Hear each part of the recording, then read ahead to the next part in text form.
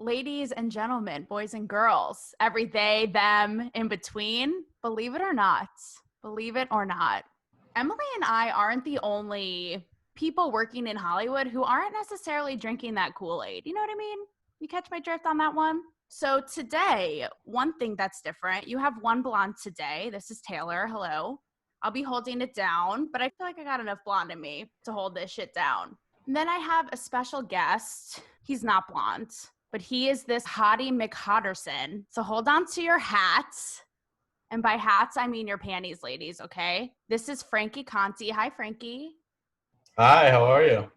You know, I'm good. Chilling in, suburbia, my parents' house. They're doing John Deere convention construction outside, even escaping the city. It's on my head. What are you going to do? Same here. I escaped Los Angeles for a little bit to get out of the craziness, and I'm dealing with the same issues. I know, you're in Ohio. Mm-hmm. Okay, so just to Midwest. Just to give the peeps a little flavor. So you're a straight, super good looking 30-year-old guy who was in Hollywood and you were doing PR, event production. So you, like me and Emily, you're totally immersed in this world. Mm-hmm. But here's the twist with you. Here's the twist. How the fuck did you survive being in Hollywood all this time? And you, my friend, are a conservative. How? Well, that's a good question, firstly. And I think that as conservatives in general, I think most of us aren't easily offended. And we have thick skin, and we realize that a lot of people have different perspectives. We try to understand those perspectives. But until this year specifically, all of this misplaced anger that people have and all of their beliefs have like come out into light on social media, and like everyone now is kind of just fighting over their own personal beliefs on social media platforms, it seems like. I want to preface this, you guys, by saying, you guys know who listen, this is not a political podcast by any means. However, especially these days, politics really bleeds into everything, especially with the election coming up, and like every fucking thing is political. I could say like coffee instead of tea. Somehow that shit is political, right? And obviously a lot of that comes to a head in Hollywood. So Frankie and I talk about how ridiculous it is because, you know, we're gonna touch in the politics a little bit in this app, but really talk about how, you know, the hypocrisies in Hollywood, the thought police in that bitch in Tinseltown, right? So I want you to talk about a time, or maybe multiple times, when you were in that situation. Like, you're in Hollywood and the thought police was after your ass. Recently, I would have to say that I haven't really been attacked directly about views, because this year in general has been like the spotlight. Otherwise, like, I feel like most people keep their like beliefs to themselves to an extent. Obviously, you know, Hollywood's pretty liberal. Right. I consider myself more moderate, but I would say more on the conservative end this year specifically. But I don't think that I've been like attacked directly on like beliefs politically. I just see the cancellation now, and that's exactly what I'm against. It's like, you cannot cancel people for having different political beliefs than you. That's not equality. That's not what a democracy is built on. Dude, and you know what's ironic about it is that Hollywood, like, I feel like actors really pride themselves, and I'm not trying to totally shit on them, okay? Frankie and I are both like, again, we're immersed in it, but we're also like, hold on a sec. And I feel like actors really pride themselves on taking on different roles and like different human experiences, yet in real life, when it comes down to it, they can't tolerate an opinion outside of the Hollywood bubble. And I think what we really want to share with you guys is how, like, you're listening to these celebs and they're tweeting and this and that, but they really are in such a bubble, and we want to really like burst that shit. You know what I mean? Like, I know for me, and I'm super like in the middle. Even when I would be on a red carpet, I would have celebrities totally assume, like, spitting on my face, being like, oh, fuck Donald Trump this and fuck Donald Trump that and blah, blah, blah, blah, blah. And they assume. And it would piss me off, because I'd be like, not that I am or am not for him, but like, you can't assume. that I'm one way or the other. Like, I have Right. amazing family and friends who are pro-Trump, and you're shitting on them like, you can't assume. I'll tell you a funny story, and this was like actually a couple of years ago. I was at an event, and this one girl had a business, and we kind of connected, and we were talking, and she saw one of my posts on Instagram. It wasn't about like Trump. It was just about something going on, and Trump was talking about it. I can't even exactly remember what it was. It was in 2018, and she messages me. And mind you, she's like a hardcore liberal from New York. She goes, if you're even neutral on Trump, I'm blocking you right now. That's exactly what she said. I don't even know this girl. She saw my post and said, if you're even neutral on Donald Trump, I am blocking you right now. And I was like, that is, first of all, that's crazy. Come on. They act like here's the mind-blowing thing to me. They compare this guy on CNN and different platforms to Benito Mussolini and Adolf Hitler. And that's just insanity. How do you even make that comparison? 100%. But the thing is, and that's the Kool-Aid, the amount of times before Hollywood was canceled in March because of coronavirus, I would be sitting at these big galas and events, and you would have like whoever, Jane Fonda, so-and-so speaking, and you're in this room, right, at the Beverly Hilton, and it's like the Hollywood elite cheering each other on and clapping at each other. And it's like, right, but if you're so liberal, like put your money where your mouth is and give half your salary to poor people, guys. Right. So it's just like they're so out of touch with reality. They're so out of touch. You cannot, as a Hollywood elite on a multi-million-dollar salary that's amassed a net worth of 25 million up, whatever, you can't sit here and act like you understand the common person. I'm sorry, you just can't. Because if you're driving like a Ferrari or a Lamborghini and you're talking about systemic oppression and inequality, it's like, well, you got to give up some more of your cash then if you really want to, do your part. Because we already know, working in the scene, how much mutual benefit there is when there's press involved, and how that directly translates to like an income stream for these a lot of Hollywood actors and elites. 100%. So, okay, you guys, breaking the fourth wall here. When Frank and I had a phone call yesterday, we were talking about today and what we were going to talk about with you guys. And we even brought up naming names. Now, Emily and I don't give a shit, and we totally name names. But Frank, you even said it could be a PR disaster. What these people have to lose. Right. Well, they have a lot to lose if they're not conforming to the set standards of they have a lot to lose in regards to that. Even if you're not talking about like A-listers, you and I probably know agents, like other people behind the scenes who aren't conformed to the group thing. Do you think that there are a lot of people who are sort of like closeted, whether it be conservative or moderate, whatever, in Hollywood? Also, to that point, what do these people have to lose by openly saying their point of view? Yeah, I know a lot of people on the business side of things that are more conservative that will not speak out for fear of losing their job. I know. Great. Wait a minute. Lose a job. Lose a job. Yeah, you could lose a job over your political beliefs in 2020. I have a friend in Orange County, I think in Newport Beach specifically, who got an email from her boss talking about how much they hate, a mass email, mind you, to, 25 employees, about how much he's disgusted by Trump and that they need to vote. And I'm just like, I don't even, like, why? How can you do that? I don't even think that you should mix politics into work, but that's what it is now. That's ridiculous. But see, like, is that California? Is that, like, you guys out there, I'd like to know if you're working in your cubicle, you're working at IBM, you're working wherever, is this shit going down? I don't know. I feel like I doubt it. Is this a twisted little, California is like its own thing, an LA thing? You said Orange County, Hollywood. I don't even know. I think that it's definitely more in major cities, it seems like. California is predominantly a blue state. Orange County is more conservative, though. So when you have a girl that's more conservative in a conservative area, and then you have a boss, she's obviously going to feel a certain type of way about that. But I was watching Fox News the other day, and I'm not. Like I said, I try to be like non-biased with stuff. I just try to understand and make a choice based on things that align with my beliefs and common sense. So I was watching Fox News the other day, and they're like, if Biden wins, the Trump supporters are just going to go back to work and not talk about it. They'll be upset, but they'll go.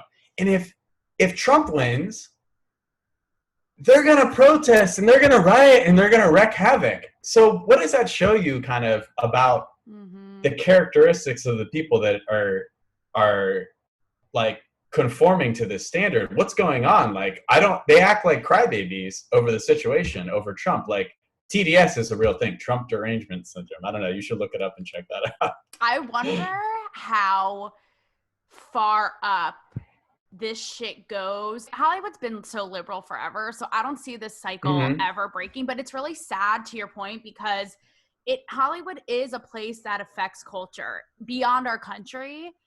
And if they're only coming, that's what infuriates me about it. It's like, I'm a journalist. I have to see the truth in all sides. And if they're only speaking from one point of view, it's just so damaging. And I think they just won't see that. Like, they won't see it. And honestly, I don't even see that cycle breaking over there. Yeah. After this year and what we've seen in the extreme of the cancellation, like the demands and like the shunning and like the guilt, it's very hard for me personally. And I voted for Obama, by the way.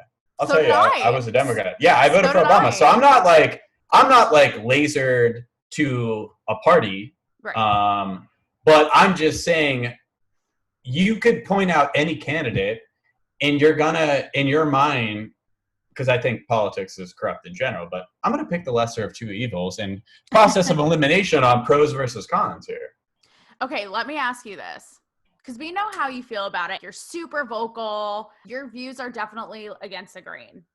Against like the mainstream grain, right? Okay. Say you met the hottest girl you could ever, in your wildest dreams, imagine. Your dream girl. But she is hardcore, sipping the Kool-Aid. Would that be a buzzkill? Would you still bone?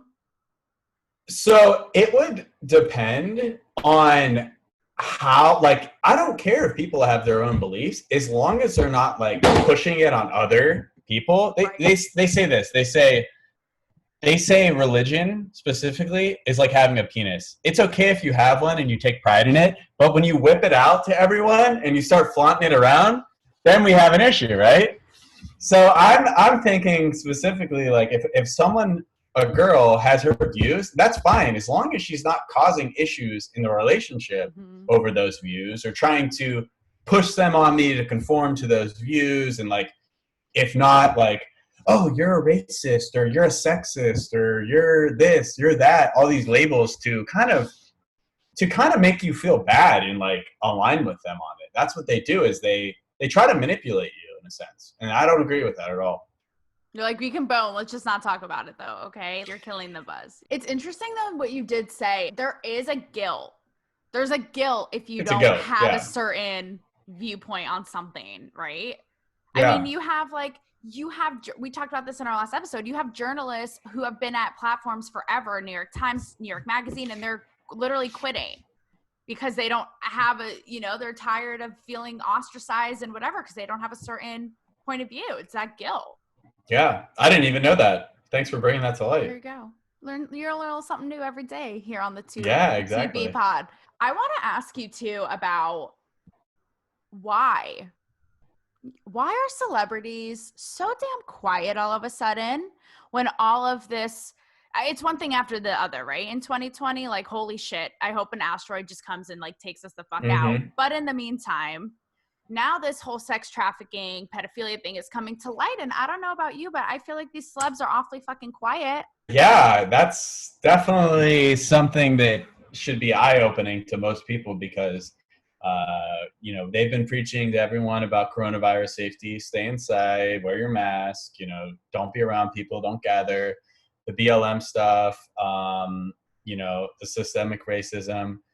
And you would think that both of those are controversial for different reasons because people have different information sources and they're going to take either a conservative approach, liberal approach, money versus health, whatever.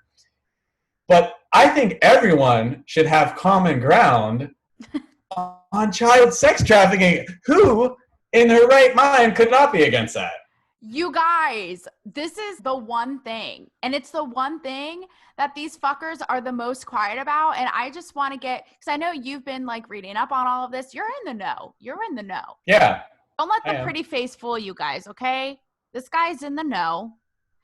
And I want to know, why do you think that these celebs are suddenly so quiet about something that obviously is a no-brainer? They're so they pick and choose what they want to speak out on. Well, I think that there's definitely a lot of sketchy stuff going on at the top that we don't know about. The stuff's coming out with Ellen right now, and I'm not sure what to believe. Yeah, we gotta get to that later on. That's but I think that there's a lot that needs to come out that's been behind the scenes, and I think that they're afraid. I think they're afraid right now to speak out about it. Wait, isn't it ironic though? Because question, what happened to Me Too? Did it go away? I haven't heard anything about it. Is it gone? Like what? Where'd it go? It was all the rage. Well, let's talk about the hypocrisy with Me Too here, because if a woman is raped, that's 100% wrong. No one's gonna disagree with that. That's wrong. The hypocrisy was with the Brett Kavanaugh case, to me, about how they were shunning him so much. That woman came out and Me Too, believe all women, and all that. And it was a lot of press on him. He got off. Whether it happened or not, I don't know. I still feel for the girl if it's something that happened. But then, all of a sudden, all these allegations come out against Joe Biden in the Tara Reade girl. In Me Too, whose slogan was "Believe all women," is nowhere to be found for her, and because they want Trump out of office so bad that they're not willing to take Joe Biden down for fear that it would help Trump's election. And that's the hypocrisy that I see there. Is like, I thought, what happened to Believe all women? Not Tara Reade. Poor Tara Reade. This girl dissipated into thin air, like my sex life, my apartment in LA. What the hell? That's what happened. Yeah. That was crazy to me. And you guys, that is the most in your face example that is really unavoidable. How? And you know that shit would be the 24-hour news cycle if it was not a victim, alleged victim of Joe Biden. So that's where it's like everything is so manipulated. Yeah, absolutely. I had so much faith. I had so much faith that people were going to stand up, and that shit actually did. It went on SpaceX and never came back. Right. And I think it's ridiculous, to be honest. And I think it's kind of a slap in the face to women who had something happen, obviously, and need Me Too's backing, and like something like that, a scenario where they weren't there for them. But I thought that they were there for all women, believe all women. So that's the hypocrisy that I saw. 100, and all these celebrities like Alyssa Milano, all these champions of Me Too. It's like, what? Suddenly you lost your Wi-Fi connection and you couldn't put anything out there. It's ridiculous. But we know that sadly this whole year has been a lot of politics involved, and a lot of handshakes behind the scenes, a lot of money. Here's the thing though, because yesterday when you and I were talking, you were saying, kind of like what Ricky Gervais said in that panty dropping amazing monologue at that award show. And you basically said, like, who's the Hollywood elite to tell us average people how to live, what to do? However, in your mind, what is the balance of like them shutting the hell up, but also using their platform like we're saying right now? Because I feel like there is that thing, not defending them, but it's like, can they win? You know what I mean? Well, I think Michael Jordan has always been a good example of someone who has kind of refused to stay out of politics for the most part. And he knows that if you have a fan base, you know that it's going to be a mixed individuals. And there's a difference between taking a political stance, Democrat, Republican over a candidate, and being a good person and just having good morals and values, the right and the wrong versus like choosing a candidate. I think that he knew specifically, like, no matter what you said, someone was always going to be upset or disagree with it. When you have a fan base that big, you know that you could say something to offend one person in your fan base at least, or a certain amount. So who's a well-known person, whether you saw it, in person at an event or whether it be online, who spoke out about something and you were like, bro, this is not your place. No, sit down. Stop it. I think that Seth Rogen's gone off the handle a little bit. What's up with him? I don't know. But Seth people are Rogen has said some crazy stuff lately. I know. And people are like wiping his asshole, all excited about it. Well, first of all, he's Jewish, and he said some pretty interesting stuff about Israel, and I'm sure a lot of people weren't happy about it.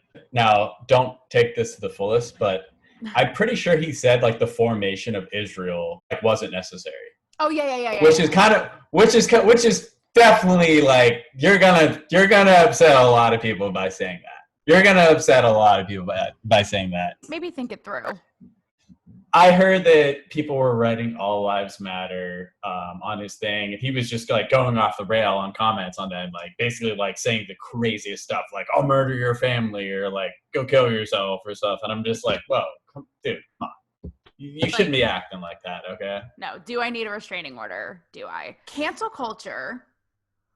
You talked about, and we've talked about this so much on the podcast, how ridiculous it is that a tweet from 1976, when Twitter wasn't even alive, gets you fucking canceled. However, we have a new one now going on with Ellen, right? With this alleged long withstanding behavior, which, by the way, I don't know if you knew, we all knew about this. This was like the biggest kept secret in Hollywood. Even I knew. Yeah.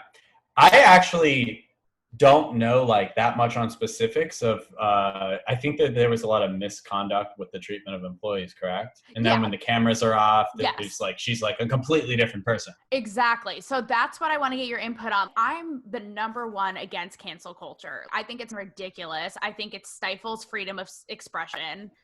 But with something, I have to say, with something like this, where you have a reputation for years and years, basically, you guys, again, we all knew about it, but apparently just like really treated her staff horribly, wouldn't let her own staff look her in the eye. This one employee told a story about how he was away for a month because they tried to commit suicide. And then they checked into a mental facility, and when they got back, they were fired. Stuff like that. That's just horrifying. Yeah. So in my mind, I don't want to say that warrants being canceled, but listen, if you're going to treat your own people like shit for that many years and years, you got to go.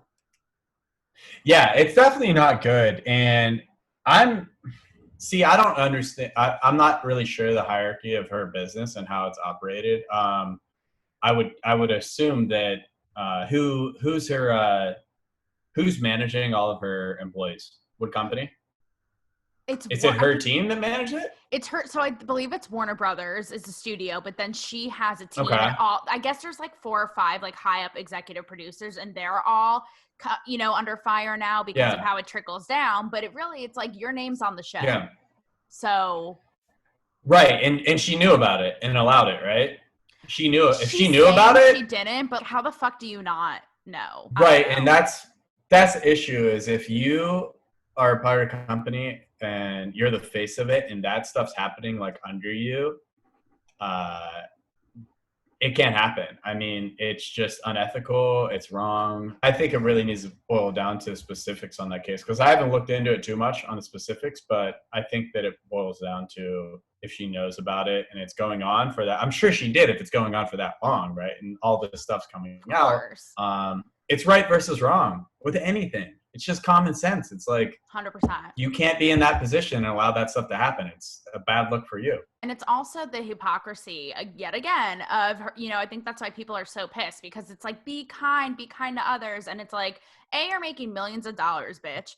B, you're telling us one thing and doing something else. It's just, I just think it's like unacceptable. And the other part of it too, that I find really fascinating, and I want to get your take on this, is people on the internet, they love talking, like you said earlier. Mm-hmm. So many people are saying if this was a man, this whole thing wouldn't blow up the way it did, and it wouldn't be a big deal. They would just allow this behavior. I think in 2020, I'm going to disagree with that. I think that it would be blown up pretty big still. Harvey Weinstein's a perfect example of something that just came to light, where I think he pissed off the wrong person, and then everyone came out of the work, and they canceled him. Like, no, we're not going to allow that anymore. I totally agree. And Emily and I would always talk about how we would hate when women use the I'm a woman card, the victim thing. I have never felt suppressed as a woman in entertainment. And maybe I'm lucky. Maybe I'm one of the few unfortunate ones. But I don't know. I feel like men, in the wake of Me Too, especially with this Ellen thing, like men would get treated differently. It's like I just feel like men are getting like so shafted and doing a disservice to them. And I just feel like it's not fair. People are, that's really provocative. Like, that's really, people are going to be like, how could you say that? But. Well, look, like I said, when you live by like a code of ethics here in life, and you establish what right versus wrong is, if you're a woman and you're working for an organization, then you need to do everything you can to try to lawyer up and prove that this is going on, because you have a case in hand then. If it's wrong, you have a case and you could get a nice settlement out of it. So it's right versus wrong here. I'm not a woman, so I'm not going to speak for women on being, being harassed in the workplace, sexual harassment stuff, catcalling, all of that. I can't speak on that because I'm not every woman, and I'm not a woman at all. But I'm saying I'm not every single person either on the side of the thing. You don't get catcalled, Frank? I don't even think, I wouldn't even think that men would handle. I think men would be more flattered by catcalling than like offended. Wouldn't you think? Totally. I don't know. Totally. I'll start catcalling you. Give a little ego stroke. So like an ego booster for the day. Do you feel like it's gotten to the point, again, this isn't the popular point of view at all, but to the point where it's like men can't win? I think that there's like such a shift going on where it doesn't make sense. Like you have to question, is it really about equality or what's going on here? Because the cancel life has just taken it to the extreme. It's like, we're going to cancel every single brand that has ever had a tie to racism or anything controversial. The Washington Redskins are going to change the name now. The Aunt Jemima, the Uncle Ben's. Here's the craziest one. It's that agents in Texas are now being told that they can't call it the master bedroom anymore. Real estate agents. They can't call it the master bedroom because that has ties to slavery, over 200 years ago. So it's taking it to the extreme. I want to tell you this. I told this story before on the podcast, but I want to get your reaction. But I was working for this female-centric website. And when Me Too first started, I had an interview with Charlize Theron, and she was like, she was like pro men. Like she was like, we need to not ostracize them. We need to get them in on this. That's to me is like equal, not bashing men. Right? I pitched it to the publication and they were like, no, we don't want to run it. We don't want to run a piece that's celebrating the men in our lives. That's where it starts, you guys. The information and stuff you're getting is all from this like preconceived, whether it be about gender, whether it be about politics, everything is so deep seated in this, like what's allowed. Well, why do they call, why do they call it a program? Let's start with that. Why do they call like these television stations? Why do they call it a program? In my mind, it's programming you to think a certain way. If you see something so much, you're going to start to believe it. And it's like programming your subconscious mind. Let that sink in, you guys. For real. Think about what your beady little eyes are seeing, okay? Now, before we close out our time together, I want to talk about, the space that we're in Hollywood at large, because you're like Emily and I in that, like, you're in it and you dig it, but you also see what's wrong about it and you challenge it, right? So this whole thing, I think, has been really eye-opening for people like us. Do you feel like your relationship with Hollywood and like living there and working there has been tainted? Do you like Hollywood? It's a love-hate relationship. And I think that most people would agree with that. Is you like it. It's like, I like that everyone in the scene is about health and fitness and appearance and, going out and having a good time. But then you have like the hypocrisy of things where things just don't make sense, and they call it La La Land for a reason, right? everyone's in La La Land. And that's where I'm like, okay, you want to live your lifestyle the way you do, and that's totally fine. Everyone wants to have a good time. I want to live together in peace and harmony. But don't get involved in government and politics. Please, that's the last area that you should be speaking on. There's too much complexity of it that you don't know about to actually voice your opinions and try to, brainwash your audience to think a certain way. Do you think that this whole thing is, because you and I both know, we've seen it firsthand, right? The amount of times I've waited for hours for a celebrity on a red carpet, seeing their over-the-top extravagant lifestyles, like their world revolves around them. Mm-hmm. Do you think that this whole thing are they gonna still feel as self-important when this is all done? Or do you think they're gonna be back on their bullshit like nothing changed?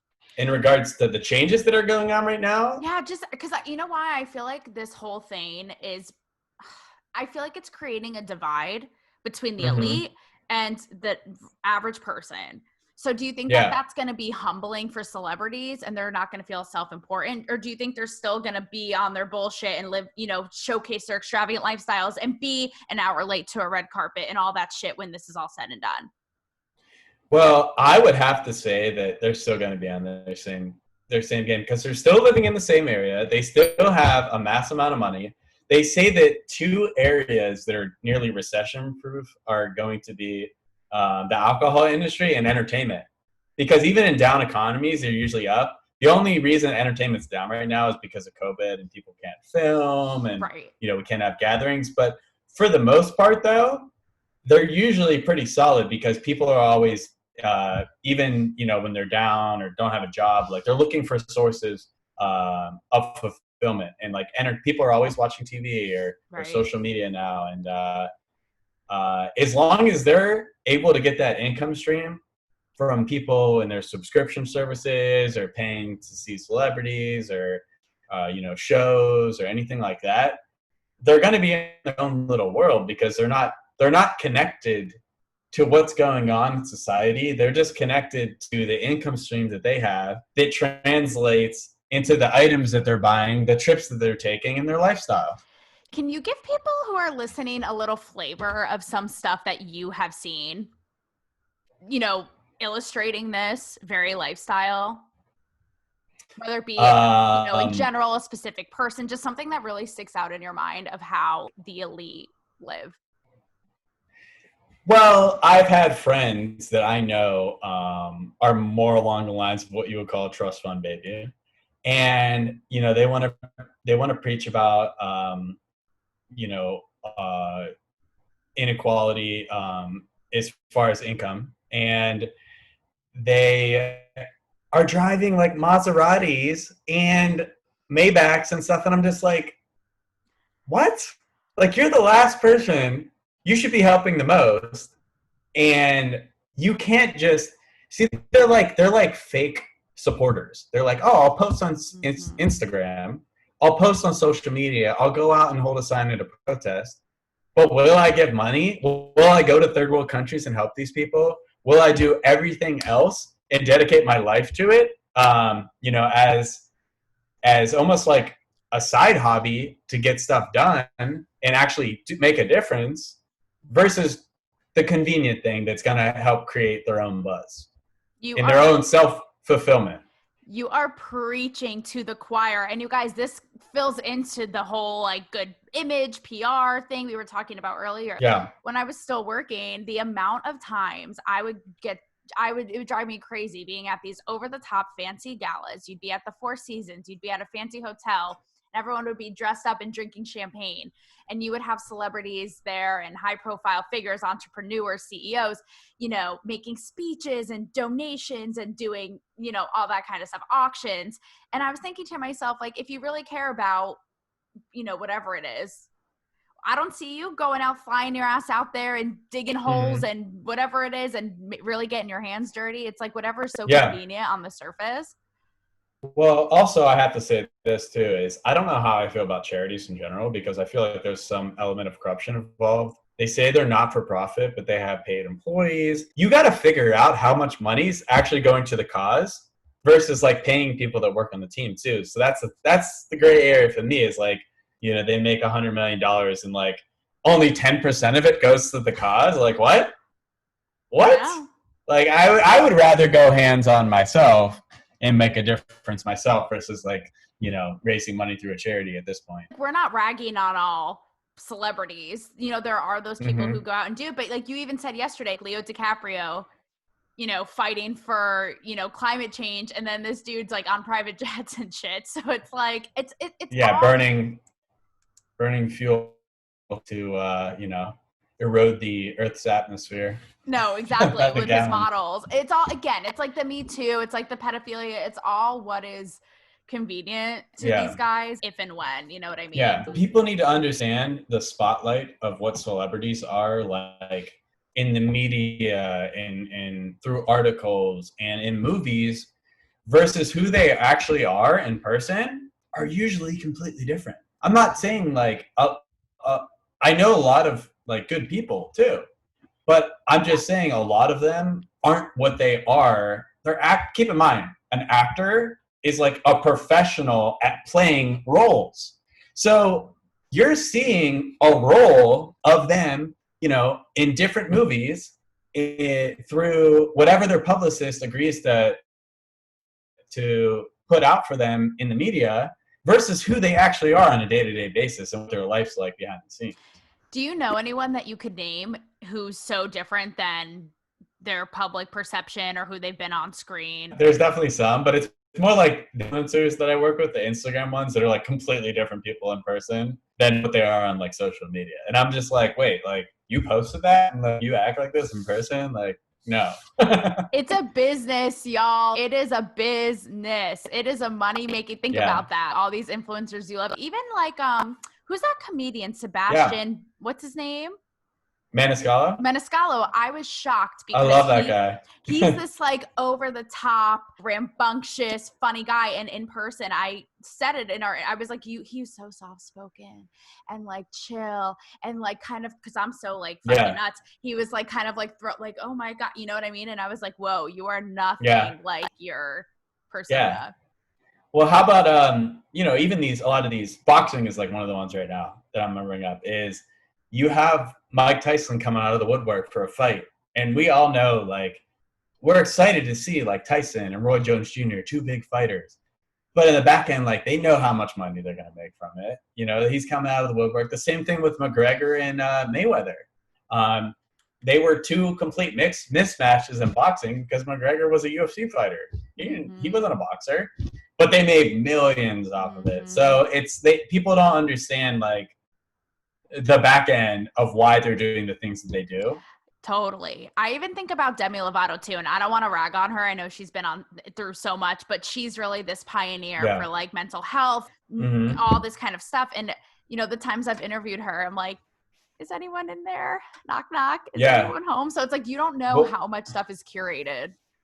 Well, the Disney curse and the fame from a young age and how it affects you psychologically, you know, when you're getting that much attention from the public at a young age, like I think that we all need to sympathize and empathize with how that affects like a child and leading into like the later stages of life. Now, moving forward, I know you said Hollywood is always going to be there, right? People are always, and I've heard people say there's going to be some great art that comes out of this, and I'm sure there is, and people are going to need that escape. However, shit is so real. That's why I said that there's such a divide. Like you have the riots and the economy and all this shit.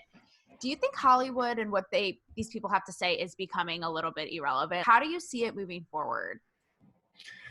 I think that since it's so ingrained in society to be able to watch TV or knowing like what the public figures are because of press, I think it's still going to be relevant. I think that the people that are going to be they care about entertainment are going to be like, you know, listening to everything they say. And then the people that generally don't watch TV as much are just going to do their thing too. I think that's how it's going to be in general. I think even though 2020 seems so insane right now, I think like 5 years from now, it's just going to be like, oh, okay, it happened. It's going to be back to normal at some point. At some point, we're going to return to normal for sure. Are you looking forward to going back to Hollywood, or has this whole thing made it kind of like jaded for you? Because I know for me, it's like, I don't know, doesn't it feel being out of there? It feels like normal, doesn't it? Like normal life. Like it feels like in Hollywood, you were like bench pressing like too much weight and then it like collapsed on you and then like you left and then like you were able to pull the weight off somehow. There is definitely, it's like, it's very motivating to be there because everyone's ambitious. So you're like, oh, I got to join this like ambitious herd. I got to do big things too. But also, it's very stressful at times, like to think about, you know, what you're doing there and like what's going on. Like, because before you know, it's a very fast paced lifestyle, as you know, like you go there and then boom, it's like 10 years later. And I'm like, wait, I've been like living in this scene for like 10 years. Holy crap. No, literally. It is like a vortex of 5 years. I'm like, holy shit. Yeah, it's fast. It's definitely a lot faster paced than suburbs, you know? Totally. But you're looking forward to going back one day and picking up? Yeah, you know, I actually love LA. I'm not a big fan of the government right now. I say the same thing, by the way, privately, you guys. Frank and I say the same thing. We love it there, but the people there are Looney Tunes. But yeah, they're Looney Tunes in that people need to understand that LA isn't just Hollywood. You know, the biggest issue is the homeless situation that needs to be addressed, and it's very sad, and it's very eye-opening itself that that's been there that long, in the same energy that they have right now for everything else going on. It's like that hasn't even been addressed enough. It's bad. For people like us who are in the world but not, it's such a weird dichotomy. I remember leaving so many over-the-top extravagant events with people in ball gowns and crystals and the whole thing. And then you leave, and on your way home, it's like 5 homeless guys, you know, sleeping on your tree. And it's just like, it's such a crazy thing to witness in real life. Taylor, isn't it crazy that these celebrities are on social media and on their platforms preaching all the time about all these different world issues? In 2 miles, 3 miles down the street, you have Skid Row, one of the largest homeless colonies in the country, and they're not even helping that. That's what I mean. How much hypocrisy? Like, that's what I mean. And it's like, if you care so fucking much, I don't see you handing over, you know, a couple mil out of your paycheck. You'll never even miss that money. But it's like, again, it's like, it's not in their best, you know, it's not really at the end of the day in their best interest. So. Well, there needs to be some type of benefit attached to what they're doing. Like I said, if they're going to go out and they're going to go to another country, they're going to bring a videographer. They're going to get content. They're going to get press out of it. There has to be some type of like mutual benefit rather than just doing it just to do it. Well, listen, it was sexual. It was enlightening. It was real.